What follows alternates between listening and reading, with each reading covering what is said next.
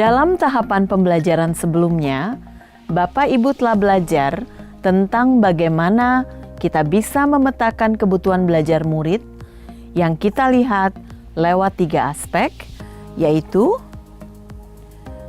kesiapan belajar, minat, dan profil belajar murid. Kebutuhan belajar murid ini harus selalu menjadi dasar bagi praktek diferensiasi yang kita lakukan di kelas. Nah, sekarang kita akan membahas mengenai apa saja strategi diferensiasi yang bisa kita lakukan berdasarkan 3 pemetaan kebutuhan tadi. Setelah kita mengidentifikasi kebutuhan belajar murid kita, maka kita kemudian dapat menentukan apa strategi diferensiasi yang ingin kita lakukan. Diferensiasi itu sendiri bisa kita lakukan dalam beberapa strategi. Namun, dalam modul ini kita akan fokus pada 3 strategi saja, yaitu yang pertama, diferensiasi konten, 2, diferensiasi proses, dan 3, diferensiasi produk. Sekarang, mari kita bahas satu persatu.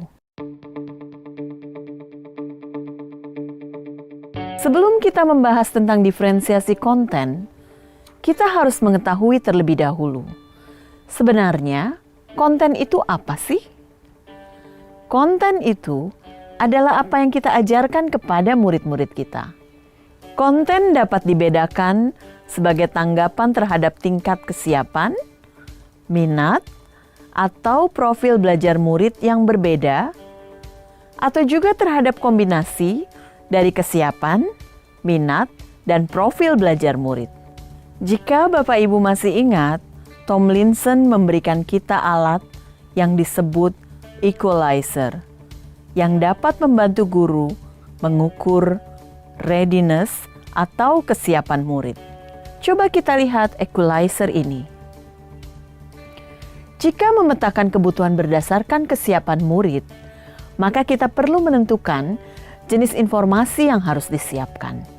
Siapa yang perlu diberikan bahan-bahan belajar yang sifatnya foundational, dan siapa yang akan kita berikan bahan-bahan belajar yang jenis informasinya bersifat transformatif atau transformasional. Bahan-bahan belajar yang bersifat foundational atau mendasar, misalnya dasar-dasar, fakta umum, prinsip-prinsip. Jadi, sifat dari informasi, ide-ide, atau teks yang harus diakses oleh mereka juga harus di level yang mendasar. Sementara, di sisi lain, untuk murid yang sudah siap mempelajari materi yang lebih bersifat transformasional, maka kita harus siapkan bahan ajar yang sesuai yang memungkinkan mereka untuk mengembangkan ide-ide.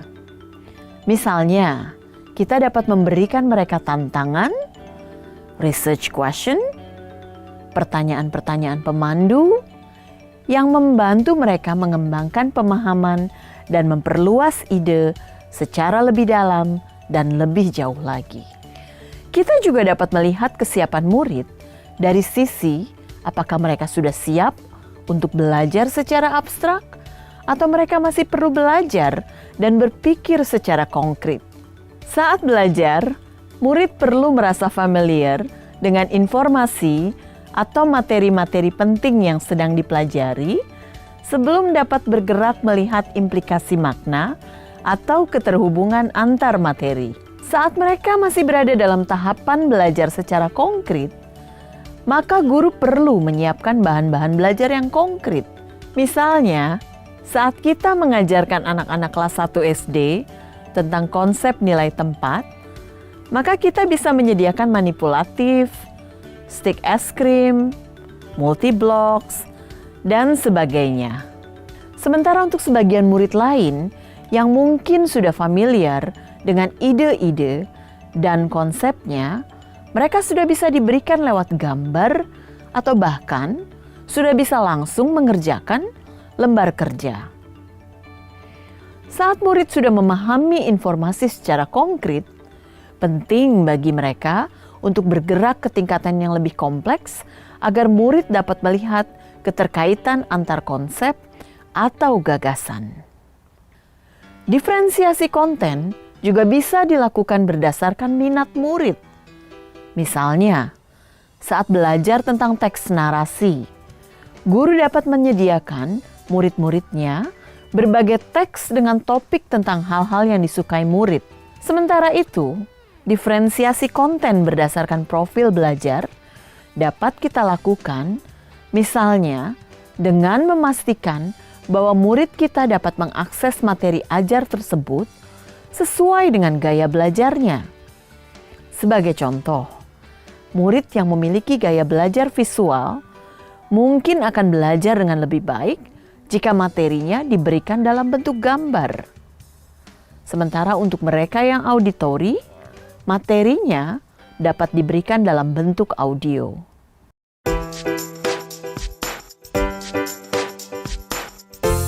Strategi diferensiasi kedua yang bisa kita lakukan adalah diferensiasi proses.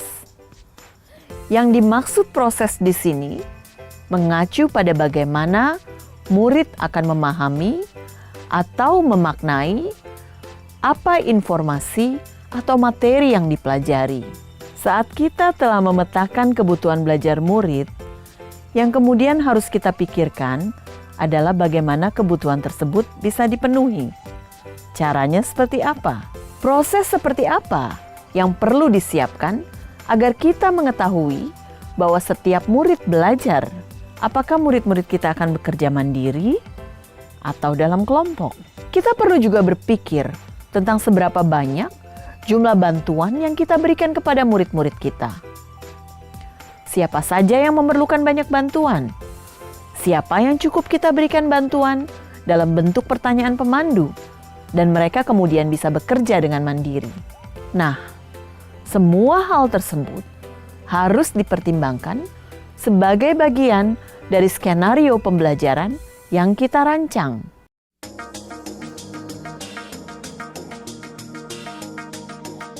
Ada banyak cara kita dapat melakukan diferensiasi proses. Misalnya, kita dapat menggunakan kegiatan berjenjang, di mana semua murid bekerja membangun pemahaman dan keterampilan yang sama, tetapi dilakukan dengan berbagai tingkat dukungan, tantangan, atau kompleksitas yang berbeda-beda. Kedua, kita dapat menyediakan pertanyaan pemandu atau tantangan yang perlu diselesaikan di sudut-sudut minat. Sudut-sudut minat yang kita siapkan di kelas ini akan mendorong murid untuk mengeksplorasi berbagai submateri yang terkait dengan topik yang sedang dipelajari yang menarik minat mereka. Misalnya, saat mempelajari jenis-jenis karangan, kita bisa minta murid membuat karangan yang terkait dengan minat mereka. Jika mereka memiliki minat dalam bidang olahraga, mereka boleh duduk di sudut olahraga, di mana di sana mereka akan diberikan berbagai pertanyaan yang terkait dengan olahraga. Beberapa pertanyaan pemandu kemudian dapat kita berikan sesuai dengan level kemampuan mereka. Yang ketiga, membuat agenda individual untuk murid. Misalnya, guru dapat membuat daftar tugas yang berisi pekerjaan umum untuk seluruh kelas, serta daftar pekerjaan yang terkait dengan kebutuhan individual murid. Jika murid telah selesai mengerjakan pekerjaan umum, maka mereka dapat melihat agenda individual dan mengerjakan pekerjaan yang dibuat khusus untuk mereka. 4. Memvariasikan lama waktu yang murid dapat ambil untuk menyelesaikan tugas, untuk memberikan dukungan tambahan bagi murid-murid yang kesulitan, atau sebaliknya, mendorong murid yang cepat untuk mengejar topik secara lebih mendalam. Contoh selanjutnya, misalnya, mengembangkan kegiatan bervariasi yang mengakomodasi beragam gaya belajar, visual, auditori, dan kinestetik. Contoh selanjutnya, menggunakan pengelompokan yang fleksibel, yang sesuai dengan kesiapan, kemampuan, dan minat.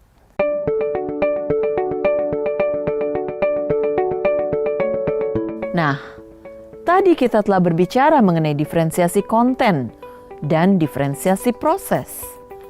Sekarang, mari kita bahas strategi diferensiasi yang ketiga, yaitu diferensiasi produk. Ketika kita bicara tentang diferensiasi produk, maka kita akan memikirkan tentang tagihan apa yang kita harapkan dari murid.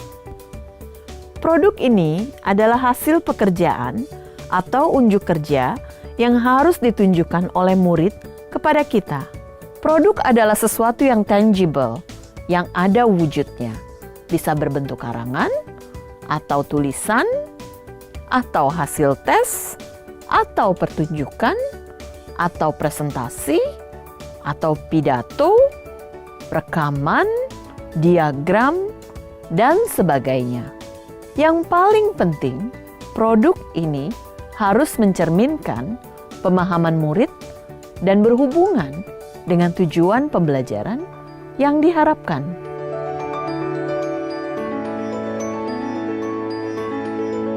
Kita dapat melakukan diferensiasi produk dengan berbagai cara. Namun, sama seperti jenis-jenis diferensiasi yang lainnya, maka kembali lagi, kita perlu mempertimbangkan kebutuhan belajar murid kita terlebih dahulu sebelum menentukan penugasan produk ini. Penugasan produk harus membantu murid, baik secara individu atau dalam kelompok, memikirkan kembali, menggunakan, dan memperluas apa yang telah mereka pelajari selama periode waktu tertentu. 1 unit, 1 semester, atau bahkan 1 tahun. Produk penting bukan hanya karena mereka mewakili pemahaman dan aplikasi dalam bentuk yang luas, tetapi juga karena mereka adalah elemen kurikulum yang paling langsung dapat dimiliki oleh murid. Pada dasarnya, mendiferensiasi produk meliputi 2 hal. Yang pertama, memberikan tantangan dan keragaman atau variasi. Yang kedua, memberikan murid pilihan bagaimana mereka dapat mengekspresikan pembelajaran yang diinginkan. Sangat penting bagi guru untuk menentukan apa sebenarnya ekspektasi yang diharapkan dari murid. Kualitas pekerjaan seperti apa yang diinginkan? Konten apa yang harus ada dalam produk mereka? Bagaimana mereka harus mengerjakannya? Dan apa sifat dari produk akhir yang diharapkan tersebut? Walaupun murid dapat memberikan informasi tambahan atau membantu guru memodifikasi prasyarat dari produk yang harus dihasilkan murid agar dapat sesuai dengan kesiapan, minat, dan kebutuhan belajar individu, namun gurulah yang tetap harus mengetahui dan mengkomunikasikan indikator kualitas yang diharapkan dari produk tersebut. Demikianlah penjelasan 3 strategi pembelajaran berdiferensiasi. Kami berharap Bapak Ibu calon guru penggerak mendapatkan pemahaman yang lebih mendalam tentang bagaimana menerapkan pembelajaran berdiferensiasi ini di dalam kelas. Jika Bapak Ibu masih memiliki pertanyaan, jangan lupa mendiskusikan pertanyaan tersebut dengan fasilitator Bapak Ibu nanti saat forum diskusi nanti. Terima kasih.